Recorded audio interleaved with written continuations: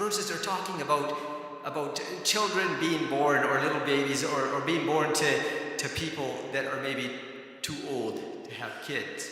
And the thought that I would like to take from that is that new life comes from God, and He wants to give us new life. Nothing is impossible for God. And so when you take this verse and you think about it, you realize that the most important thing you could do is essentially talk to God. And the way we do that is through prayer. It's a fantastic thing to talk to God through prayer. And there's so many different types of prayer. I was thinking about it as I was building this sermon.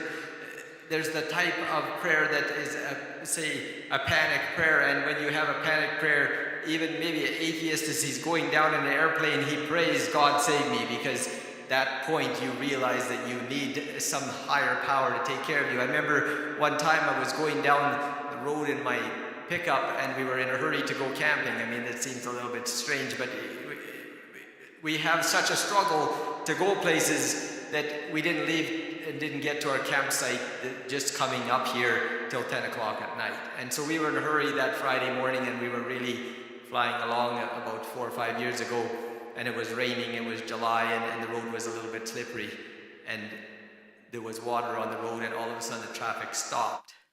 And I remember my wife shouting out, Lord, save us. And it was, I knew I wasn't going to stop, and I was looking at the lane beside the traffic, and it was wide enough for the pickup but not the trailer. And I looked at the little bank there 20 feet down. I said, this is going to hurt. And just as soon as she said that, I could feel like an outer power that pushed, and the whole thing stopped inches before we had to either take the bank or strike the car ahead of us. And so there's that type of prayer, the panic prayer, and it's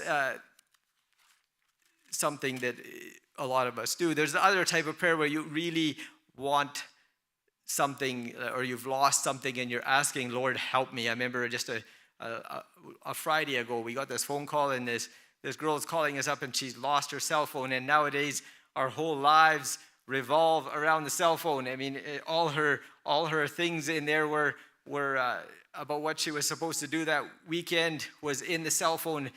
She was taking care of this farm, and she needed to know which gates to open, which water to turn on, and where to move things, and she needed that cell phone. And my wife right away asked her, did you pray about it? And she said, yes, I have. And then we're having supper, and I'm thinking, well, maybe we should pray together. But it's a crisis situation. It's getting dark very fast. And I said a silent prayer in my head, and my wife did too. And we gave her one suggestion where to look, and boom, she found that cell phone. And it's just an unbelievable thing very quickly. But then there's the unanswered prayer. And that's probably one of the hardest ones for us to deal with, because you pray, you ask God for something, and you don't see what you are asking for. Maybe in your family, some crisis in your family, some health problem, some financial problem, whatever it is, and you're praying and praying and praying to God, could you help me with this problem? In my mother, I've seen that quite clearly. For about 10 years, she's been losing her eyesight till it's down to 10% in one eye. And it's been a real struggle for our family. I'm not saying over those 10-year periods, I've seen many, many miracles where the pain was less, or she could see better for a short time, or whatever. So I'm not saying that God didn't answer our prayers, but the progression has gotten worse. And she's been praying for her brother for 50 years. He's not a Christian. He doesn't go to church. He's never, other than weddings and funerals, I don't think he grew up Catholic. I don't think he goes to church at all. And so because of her worsening health, and he's lost his wife, he's never come to visit us, but this last year he's come 4 times. And he doesn't go to church with us, but he spends time in my mother's home, and they eat breakfast together, and they pray for breakfast, and he sees how a Christian home would operate. And then this last time he came to we had a fall picnic, a corn roast we called it, and all the community came out, and he came to that, and he helped with that, and he got to see those people interact at a church. And so maybe the blindness of my mother, the unanswered prayer, is the way that her 50 years of praying for her brother, his soul, could be answered. If you read in 1 Peter, the second chapter, verse 21, it says, "For God called you to do good, even if it means suffering. Just as Christ suffered for you, he is your example, and you must follow in his steps."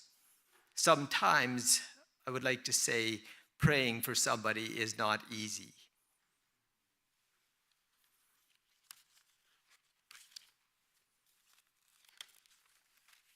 There's so many different types of prayer, and they're all important. I mean, we could go on just talking about the different types of prayer that there is, but there's one I really want to talk about today. And as Art had announced, I'm a mechanic. I don't work on cars. I don't like cars. I work on heavy equipment, logging trucks, cat, excavators, all the big stuff. And I usually get someone else to fix the cars. Even sometimes, well, my daughter, she was pretty worried. She says, "Dad, fix the car before I drive up here." So I finally did the day before, but I don't like working on cars.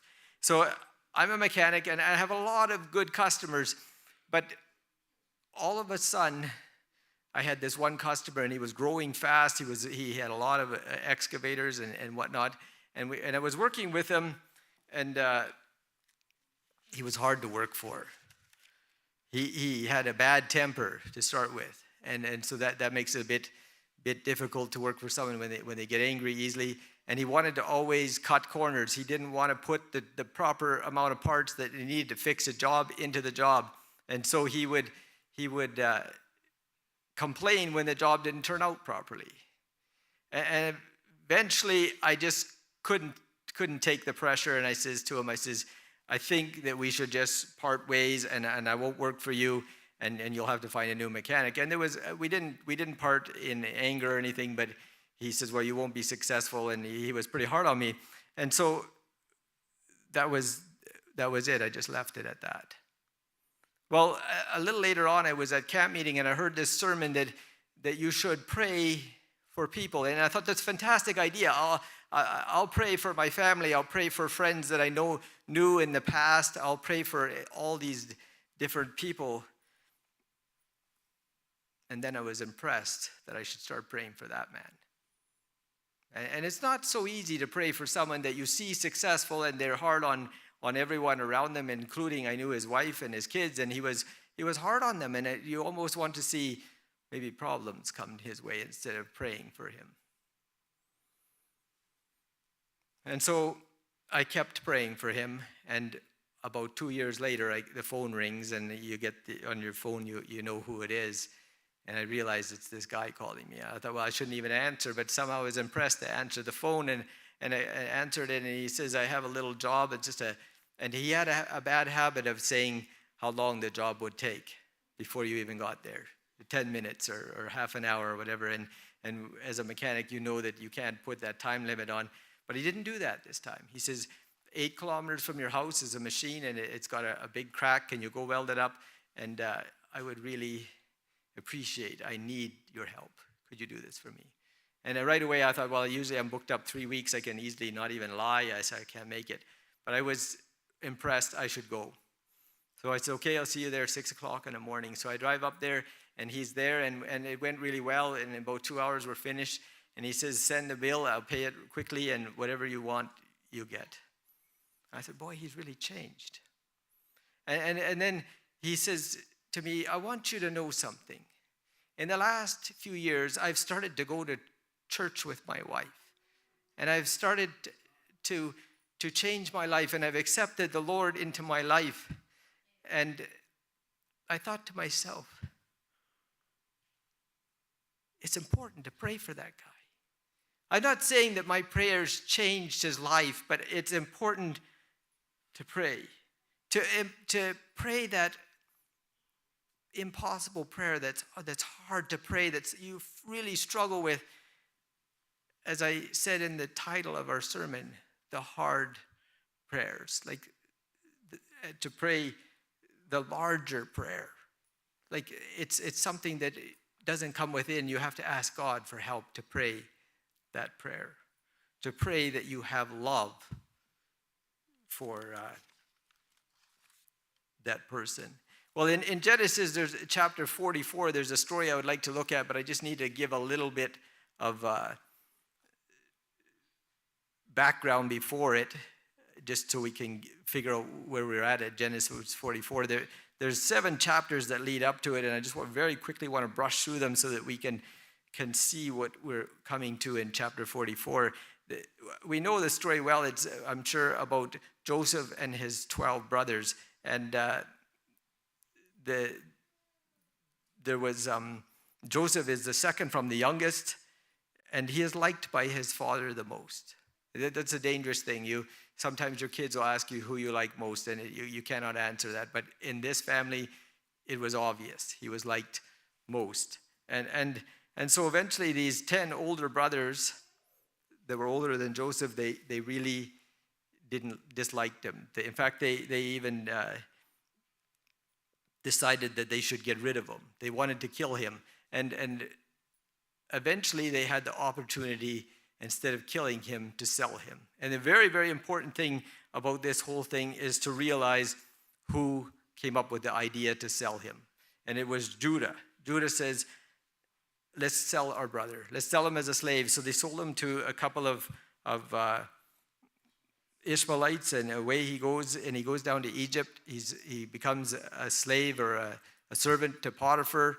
He works for him a little while, and then he is accused of a crime. He goes to jail, and eventually, with God's leading, he becomes the leader of all the land of Egypt. He's in charge of the land. He becomes essentially the farmer of Egypt, because they realize there's going to be, by God's grace, he told them there was going to be a large famine that would last for 7 years, but before that, there'd be 7 years of plenty. So he stores up food in storehouses and grain, and along comes this famine. And eventually, as fate would have it, that famine touched everywhere, just even the land of Canaan. And his 10 older brothers, the ones that had sold him, had to come and buy grain from him. Now, the interesting part is they don't recognize him, and they don't know who they're buying grain from. They don't realize that it's Joseph. And he accuses them of being spies. I don't know if you've ever been accused of somebody, of something, or by somebody who is in power. Like if you go to the border and you right away they start to interrogate you, it's easy to tell everything. And that's what they did. They told about their family, they told about their father, trying to cover up the fact that prove that they were not spies. And so they told about their little brother at home named Benjamin. They told about their father. They told all these things. And so Joseph right away, he says, okay, prove this to me, and don't come back again to buy grain unless you bring the little brother, Benjamin. And so we know the story that this famine lasts. But before I go on here, I want to point out something that really stands out in my mind, and it may in yours. If you look at Joseph and what he has done even so far, and the rest of the story of Joseph, you can see a similarity to what Jesus did for us. He was taken from his father. He was taken to a far land and accused of things, not liked for quite a while, and then eventually he saves the world. I mean, I'm not saying that he is a savior, but he saved the world through food for those 7 years of famine. And then he takes time to get to know his brothers and allows them to come down. And so it's a mirror image or a parable, or however you want to call it, of what, at the very beginning of the Bible, of what our Lord wants to do for us later on and does for us in the New Testament. And so these brothers come in and they bring Benjamin with them, and they come down to Egypt, and they spend some time there. And right away, Joseph decides to make a feast for them. And he takes special care of this Benjamin. his actual real brother, even though nobody knows it is. And he gives them 5 times more food. And in a famine, I mean, you might think, well, that's a little bit too much. But in a famine, that could be important. That would be really quite nice. 5 times more food. Maybe everybody else was on rations. And then he watches those other 10 brothers to see how they react. See if there's any jealousy, anything going on still that he had remembered as a boy at home. So we get to Genesis chapter 44. And that's where I want to take up the story and really look a little deeper. And as he's finished dealing with his brothers, and he tells his palace manager, pack up their sacks, fill them with grain, put the money back in the sacks, and send them on their way the next morning. And so the palace manager does all that, but he says, do one special thing. He says, put the silver cup in my that I use in my palace, put it in Benjamin's sack of grain. And so the brother heads out, and they leave the town. They just get outside the city gates, and they're pretty excited. All 11 of them are headed home, and they have all the food.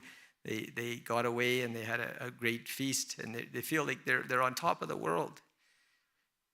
And they don't get very far, and that palace manager shows up, and he says to them, why have you stolen my master's cup?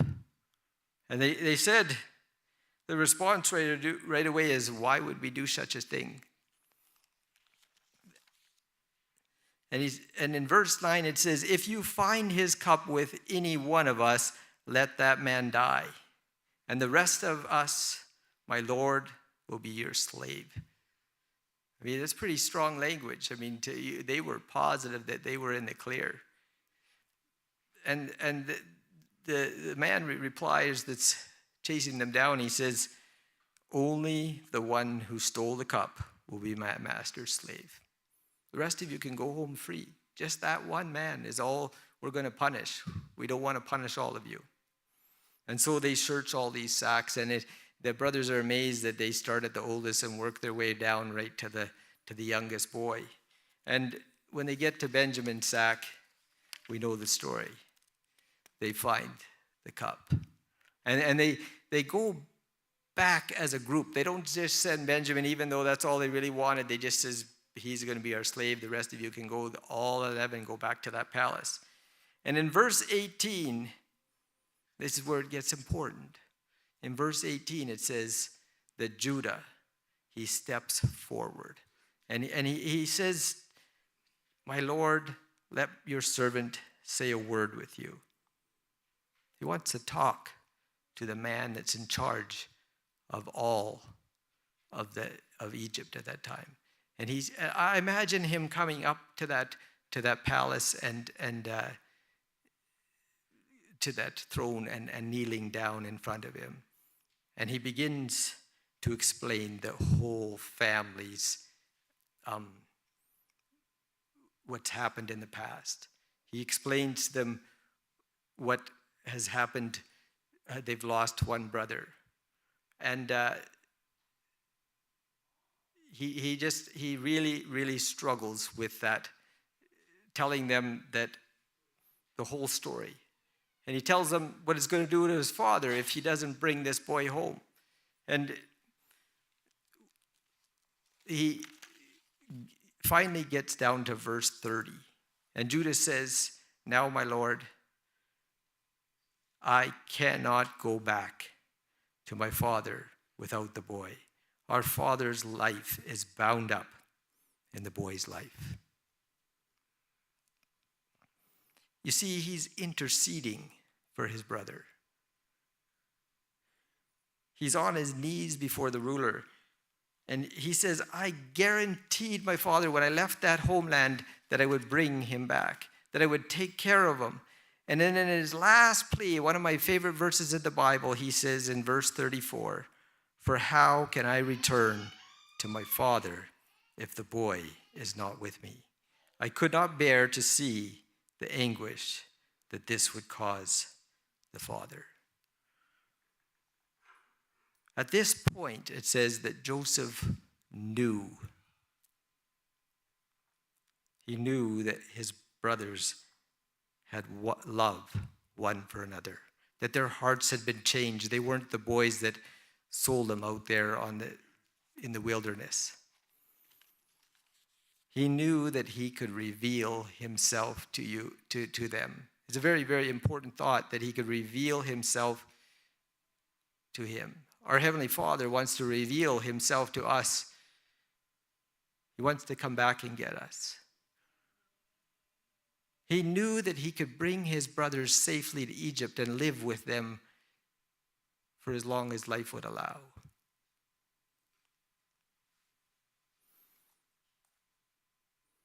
I know that this is a Bible story and it's thousands of years ago.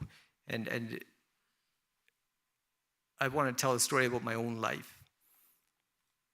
In my own life, when I was younger, I felt like I was in control of it. I'm not saying I wasn't a Christian. Yes, I did go to church and all those things, but I really felt like as my wife said, I would say that I was the man. I was sure that if you didn't do it, it didn't happen. It was you that did it. And a lot of men probably can relate to that thought. And I had done fairly well for myself, starting with absolutely nothing. I mean, I had a service truck, I had a shop, I had a logging truck, and I was pretty proud of the fact that it was going good.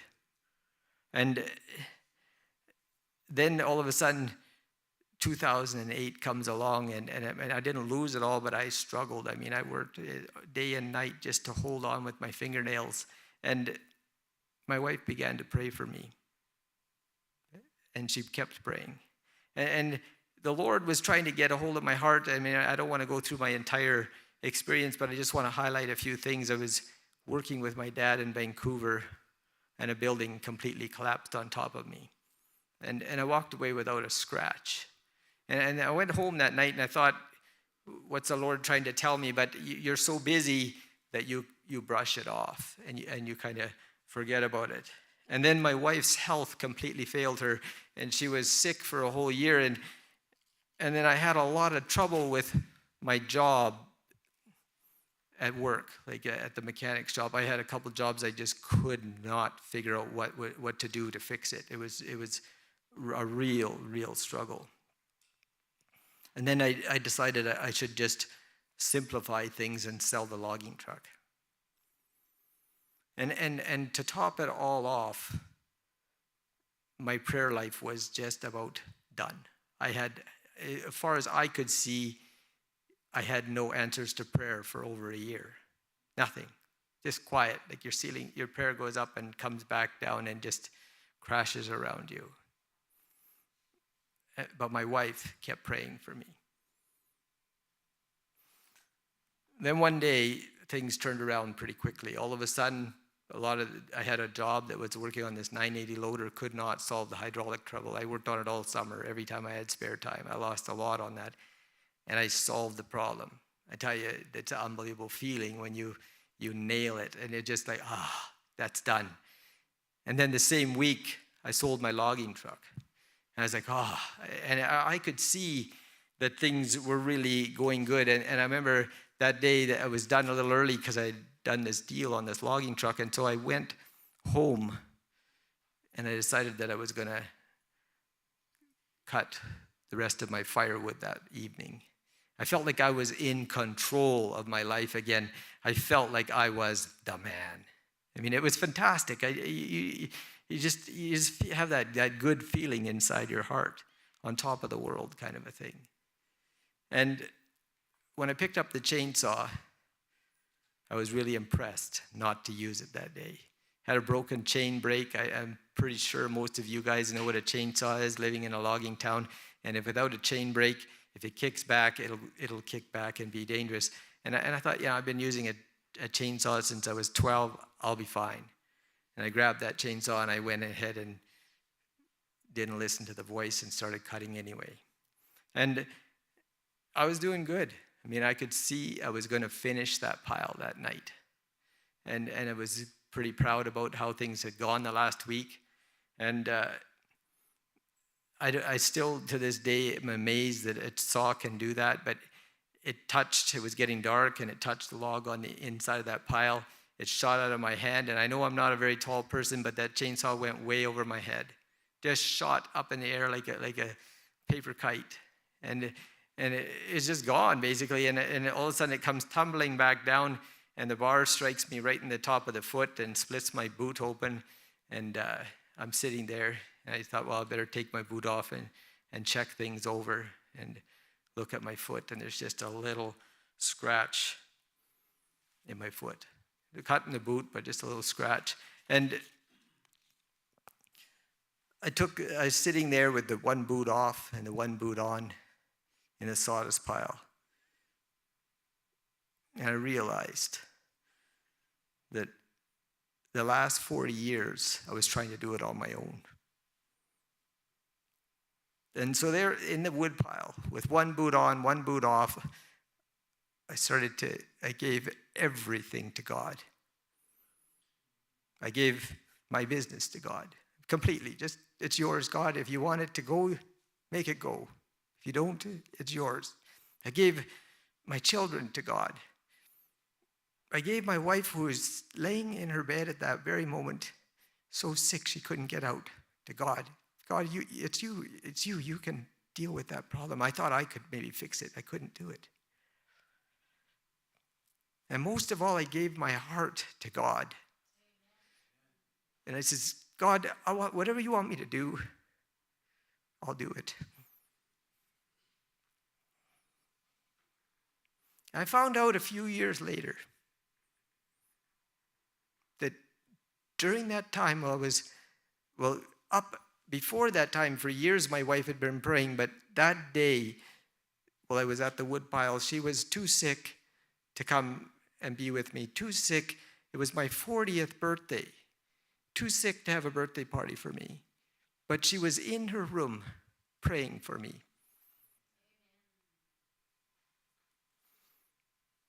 We need people to intercede for us, because it changed my life. It was the best birthday present that I could ever had got, was having somebody pray for me.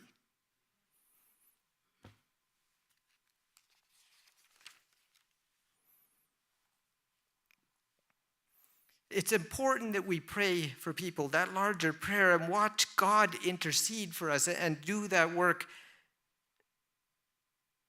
to intercede like Judah did, to ask that real hard question, how can I go home without my brother? And you have to understand that that wasn't his favorite brother. He learned to love him, and he promised his father he wouldn't go home without him. Right now in heaven, it says in Revelation 5:5, it says, the true lion, the tribe of Judah, the heir to David's throne, has won the victory.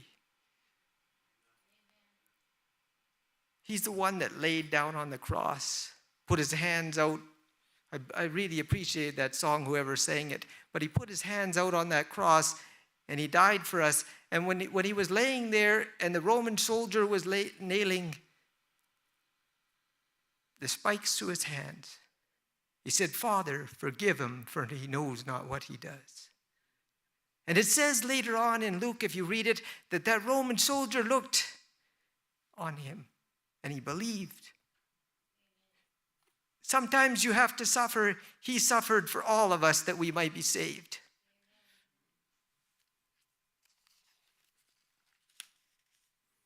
And now he's up there in heaven, and he's interceding for each one of us. But I believe that he is waiting to see a group of people. It could start right here in Williams Lake, and it could go out like a sea, a wave, a tidal wave that cannot be stopped, that want to get on their knees and intercede for people around them. Ask him who he wants you to pray for. It might be just your family. It might be easy prayers, but it might be people like I had to pray for in my business that were not easy to deal with. And you will see God work. Plead with God. Ask him the hard questions. How can I go home without that person, this person? And he will show you who you're supposed to pray for.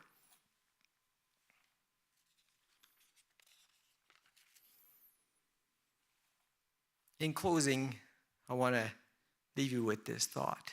It says in Genesis 44 that our father, when Judah was talking to Joseph, he says, my father's heart is bound up in the boy. And our Heavenly Father's heart is bound up in each one of us. And even the ones that aren't here today, he's bound up in them like you will not believe. And so Jesus is there interceding for us. And the Father's holding on. He can't hold on too much longer. But he needs a group of people to get involved with him and start to pray like never before.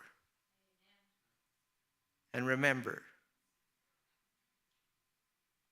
nothing is impossible for God. Nothing is impossible for God. Our closing song, I believe, is 505.